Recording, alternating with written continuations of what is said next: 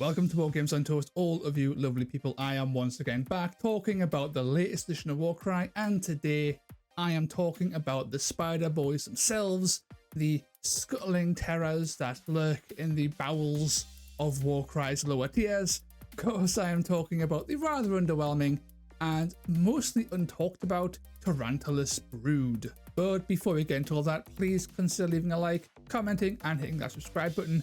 Your support helps me fight against that dastardly YouTube algorithmic demon, and that bugger needs a good old slaying. But more importantly, it helps me get my content out to more people, and that helps grow the greater Warcry community as a whole, which is always a good thing. And of course, no one has successfully guessed what these yellow blurs are, and that will be revealed at 1,000 subscribers, which we are almost at, which is an exciting time indeed. But with all that out of the way, let's get on with the show. And now for something completely different. So, who are the Tarantulos Brood? Well, the Tarantulos Brood really like spiders, and I do mean more so than your average spider-riding Australian. Not only do they run with giant swarms of 8-legged creepy buggers, but they infuse their bodies with the blood and venom of their arachnid allies in highly disfiguring rituals to gain their power, insight, and even appearance. If you aren't a fan of 8-legged creepy crawlies, then these guys are not for you. However, if you like pain, suffering, and the constant nagging feeling of why, then boy do I have the warband you've been waiting for. But before I go any further, I need to address an element that won't become apparent until much later on if you aren't familiar with the Brood. This faction is not competitively viable as of this video's recording. They have a playstyle that simply doesn't mesh with the current meta. Their models are not great on the battlefield, and whilst they have a lot of fun tricks that can really dominate the early game of Warcry, they have a tendency to fold around about turn 2 or turn 3, which is not ideal. If you are gunning for competitive viability in a tournament setting, I would not recommend the Brood at all. If you are playing casual Warcry though, maybe dabbling in narrative or campaign play, then you better believe the Brood are worth playing. These guys have a niche that nothing else fills in quite the same way, and they are a lot of fun. You will struggle to close out games, but you won't be completely bodied. With all that in mind, let's dive into the Brood with a bit of an open mind and see what they're all about. And of course, we're going to start with their pros and their cons. The Brood are one of the cooler factions in Warcry because visually they escape that dudes in armor trope that many early Warcry factions fell into. They look gaunt and gangly and are experts at scuttling around the board. They aren't tough, they aren't particularly strong, but they are fast and they are agile. Well, let's break it down a bit more. They also have cheap chaff. When it comes to fielding large warbands, the Brood have you covered. They come in 4 flavours, ranging from as low as 50 points and stretching to the staggering heights of 65. This makes them a little bit cheaper than most when it comes to flooding the board with cheap, chaffy bodies, which is nice to see. They're also very quick on their many feet. The entire Brood is fast, with a minimum movement of 5 and stretching to 6 on some of their nippier models. Not only that, they have abilities that let them navigate the board effortlessly. Whether you are chasing, racing, evading, or escaping, the Brood are coming out on top more often than not. And not only that, unlike most Chaos factions, the Brood can replenish their numbers with summoning. As their spiders fall in battle, their Broodmasters can bring them back from the dead, giving you plenty of ways to manipulate and pressure the board with a fresh batch of units. Finally, the Tarantulos Brood have nets. Any faction with an innate ability to run nets is in a fairly decent place. Nets are incredibly powerful tools, capable of exerting extreme amounts of control across the board. Whilst the Brood don't have anything fancy to go along with their nets, they get the job done on a fairly cheap frame. And now we got the negatives of the Brood, and those positives are all fine and dandy. These negatives are so much more impactful and really do hurt the Brood a lot. And firstly, they just can't take a hit. It doesn't matter where you look, the Brood are incredibly squishy. Not a single model has a toughness higher than 4, and most are actually toughness 3 or below. And in a similar vein, they all fall below 20 wounds, and most can't even break the 10 wound mark. These guys are made of paper, so avoiding conflict is usually your best bet, or at the very least, making sure the conflicts are on your terms is the best way to be. This is a massive issue in modern Warcry, where sturdy, tough, survivable bodies tend to be the way to go, and the Brood just can't compete on that. If anything touches you, you tend to die, and there's very little you can do other than run away, but Warcry boards are small. Inevitably you will get caught and you will get smashed to pieces, and then again in objective games where you're forced to stand on points, you ain't doing well there either. On top of all that, the Tarantulos Brood struggle to deal damage. They cap at strength 4, the majority of their troops are rocking minimum damage 1, and their attack and crit characteristics aren't all that great either. In fact, their best fighters are also their best utility pieces, making it very hard to pressure your opponents without putting a key unit in harm's way.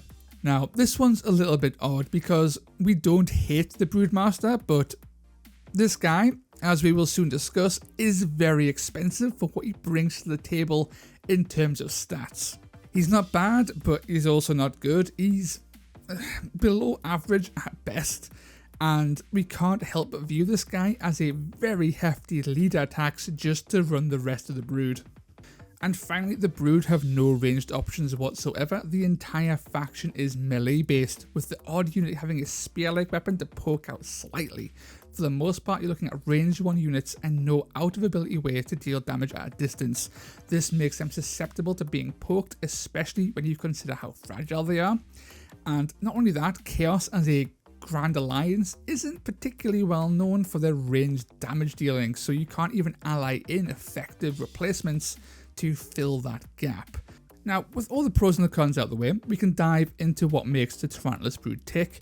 As per usual, we're going to start with their reactions and then move on to their key abilities that most of the faction can use, before moving on to individual units and their unique abilities that only they have access to. So we're going to start with their reaction, which is called Defensive Blades. This reaction is really solid. It is counter plus, and as a huge fan of counter on chaff heavy warbands, this does a lot of work for me as a player, but also in general for the faction. It can be used by every model in the Brood, and when you consider how squishy the Brood are, it's almost always better to roll with Defensive Blades over generic counter. Now consider this. Most of our models don't deal reliable damage. Defensive Blades allows the Brood to punish your opponents for attacking. You are far more likely to deal damage this way, and when you consider how large Brood warbands can be, it's not uncommon to have the activation advantage to make the most of this. This reaction is especially good on spider swarms. The thing is, this is not a reliable replacement for attacking, and since we don't have many models capable of hitting hard, Defensive Blades ends up being really strong, but only because we don't have anything else really capable of dealing damage. Of course, there's also the fact you're putting your fragile guys into situations that will lead to an early grave, which also isn't fantastic. If anything, Defensive Blades is a fantastic reaction that would work better on a different faction. The first of our near universal abilities is called Scuttling Symbiosis, and it is one of the best abilities we have access to, and is actually one of the biggest draws to the faction and how they will make the most of their time on the battlefield. This ability has excellent utility that everything but spider swarms can use. It's cheap, it has no real caveats, and it does exactly what it says on the tin. This lets your spider swarms move or attack and just run rampant across the battlefield. It has great range to boot, deceptively long on a high double as well.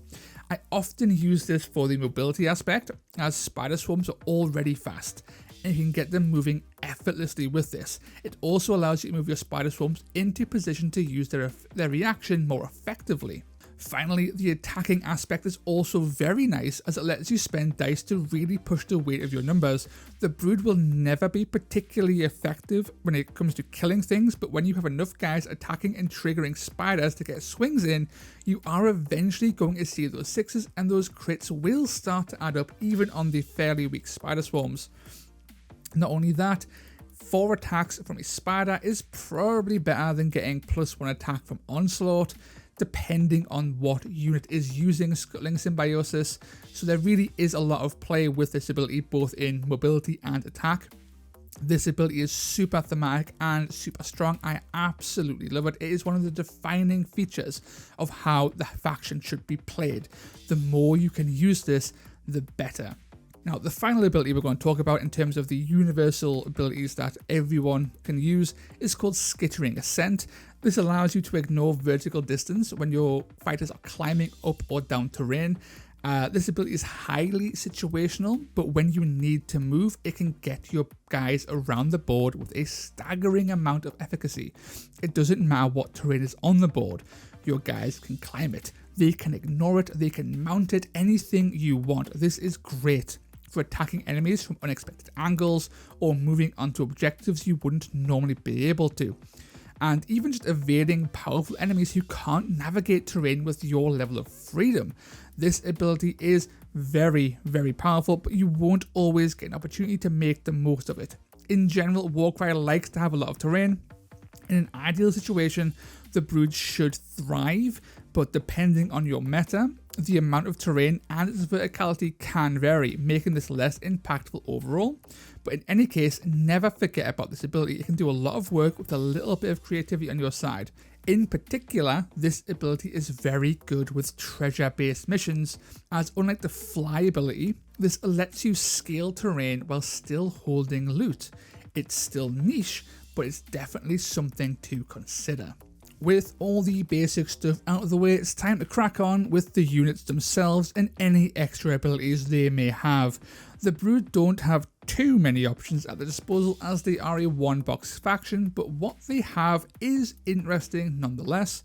And we start with the Prime Spider, the Lord of the Webs, the Commander of the Scuttlers, the Broodmaster, him or herself. And hoo boy, do we have a bit of a stinker to start with. The Broodmaster is easily one of the most important models we have access to. He is our strongest, most damaging, toughest and fastest units. He has access to all of our best abilities, including the ability to summon dead spiders. This guy is by far and away our most powerful piece. So where's the stink? What's the problem? Holy Jesus. What is that? What the fuck is that? He's too expensive, and despite being the best model in our entire faction, he still stinks. He will die to a light breeze, he will struggle to punch down other leaders, and anything tougher than an old boot will stamp all over his middling damage output. The Broodmaster is a tax through and through, but he is one that dictates your entire future as the Tarantulos Brood. If the Broodmaster ever dies, and I mean ever, the game is basically over. He is pivotal to your success because he is your in-faction damage. He is your strongest piece, and he allows you to maintain your pressure by bringing back dead units. The second he dies, your faction crumbles because you've lost one of your key killing units and the only way to replenish your forces. Ultimately though, he is just too expensive for what he is, and he drags the whole faction down. But it's not just Broodmaster that has issues. Doomweavers come in next, and Doomweavers are actually the closest thing to elite infantry the Brood have, and they fall into many of the same traps that the Broodmaster does. Namely, they are way too squishy for a model that is this expensive. We are looking at a model who's less resilient than some models that are half its cost. We are talking about a model whose attack profile falls well below average. We're talking about a model who, despite all of this, is actually one of our best fighters in both of its variants. Now, Doomweavers come in two flavors, bad or with nets, and of the two, the Trident and net version is the only one worth considering because it plays into what the Brood want to achieve, and that is control. Nets let you dictate, to a degree, who gets to move and who gets removed. The issue with the Doomweaver is nothing in the Brood can really capitalize on its net. It is a purely control tool. You have no models capable of standing back and striking from 3 inches. Heck, you've barely got enough models who can stand back and strike from 2. So it doesn't really help you lock down a model and then kill it. It just locks them down. And of course, nets aren't surefire. They aren't guaranteed. They will fail if you don't roll 3+. This is devastating for Brood because you need to net key threats to stay alive. If those nets ever fail, that Doomweaver is probably dead. Once you're dead, the rest of your faction is a sitting duck and your control takes a huge hit. Doomweavers are fine. They're a chipped diamond in a bag of glass, kind of good. You should probably try to invest in about 2 of these when running Brood, because that net is really powerful, but they will die. They will fold very quickly. You'll likely get 1 or 2 nets off per game, and then you'll get absolutely clobbered. Even basic chaff can knock down a Doomweaver. Like, 40-point skeletons can probably take out a Doomweaver with a fair amount of reliability. So it ain't great. It ain't great at all. But it's time to move on to the chaff. And we're going to move on to the Broodkin. They are the chaff of the Brood, and they're actually okay. They are still 5 to 10 points overcosted for what they bring to the table, and that's because you're paying for their high movement of 5, which frankly isn't that much of a selling point. They come in 3 variants, and all 3 are fine. The cheapest Broodkin comes with like a spear-like weapon and claw, and they're solid enough. The other 2 are 5 points more expensive and are more damaging, but come with more restrictive range. If you bring Broodkin, you bring the type you like or the type you can afford.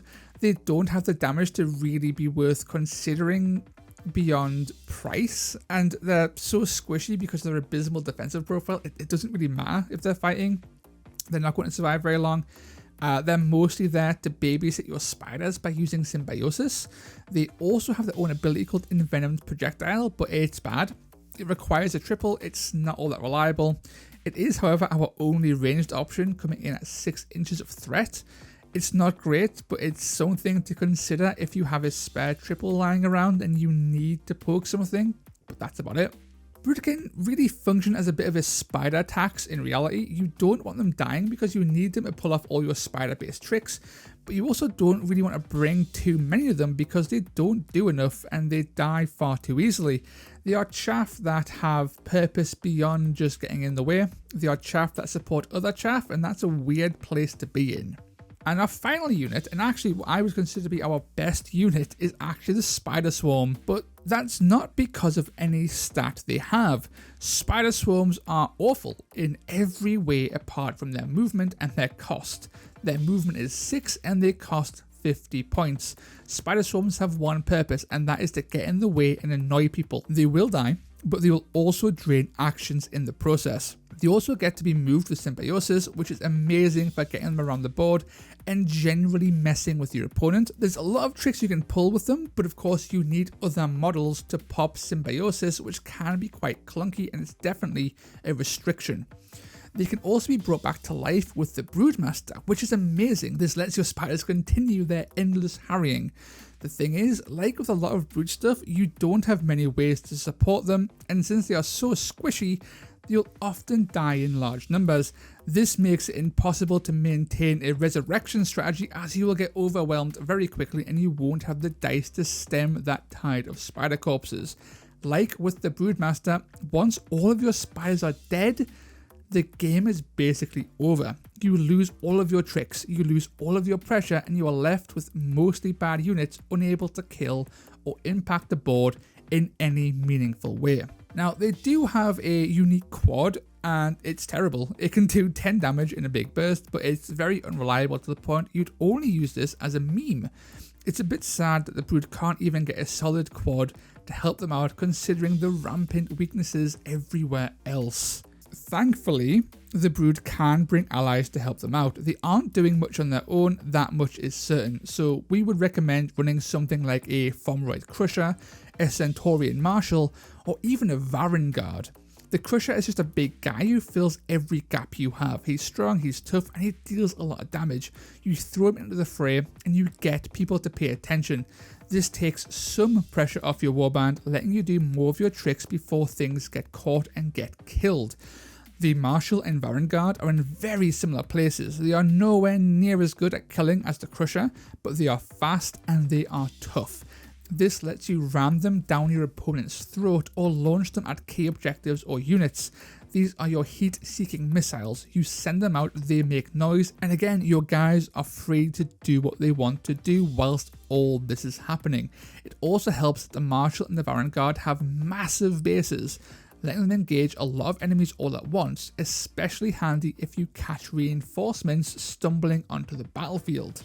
If you wanted to go a different direction and go really heavy on nets, then consider replacing your Doomweavers with True Bloods from the Splintered Fang. These guys are 65 points more expensive, but have more attacks, higher toughness, twice the wounds, and their nets always hit. This adds a staggering amount of reliability to your netting game and lets you functionally remove 1 or 2 models from their warband all game if you so choose. The downside is that since the rest of your faction, or the Broodmaster particularly, is very expensive, you will need as many bodies as possible to make up for that points deficit. You won't have many points left to dabble in stronger allies like the Crusher without seriously impacting that model count, which isn't great, so bear that in mind. And that's all the models in the faction and some of the key units we would consider as allies. But let's look at an example list that can help you get started with the Brood. This is super basic, but honestly I've had the most success with more straightforward basic Brood lists. You have a lot of trickery built into your faction as standard, so you don't need to push that element all that hard in other areas. So we'll be taking the Broodmaster as our leader, 2 Doomweavers with Trident and Net, 4 Spider Swarms, 2 Broodkin of your choice, and 1 Fomeroid Crusher as an ally. This is 1000 points on your Spider Infested Snoot. This list has it all. You're rocking 10 models, which is a pretty decent model count. You have speed up the wazoo, you can take 2 nets, you have plenty of chaff, your ranged and symbiosis carries all here, and you have muscle from the Crusher. It's simple, it's effective, you can engage in most part of the games, even in combat, thanks to the Crusher, the Master, and the Weaver. Sure, the Crusher is your main form of attack, but almost half your list is almost decent at killing things. Your Crusher should be used as brute force and as a distraction. Get him in combat early and get him cracking as many hits as possible. The Crusher is one of the best allies we have access to, and he does work here thanks to his high wounds, his damage, toughness, and movement. This list is simple, solid, and it has spiders. A perfect trio. You will struggle to get wins with the Brood no matter what, but this will give you a good handle on how to pilot this faction, and then you can tweak and alter and then bend the faction to your will and then take it in ways that you want to take it. Okie dokie. In conclusion, the Tarantulos Brood are mostly ignored, and for good reason.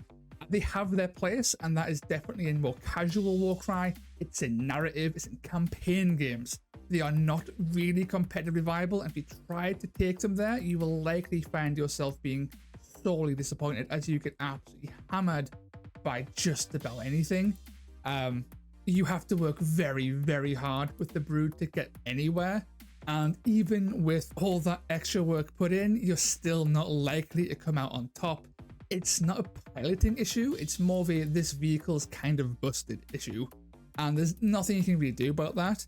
But if you are more into casual, if you like narrative, if you like campaign, or if you just like absolutely stunning models, then the Tarantulos Brood are definitely there for you.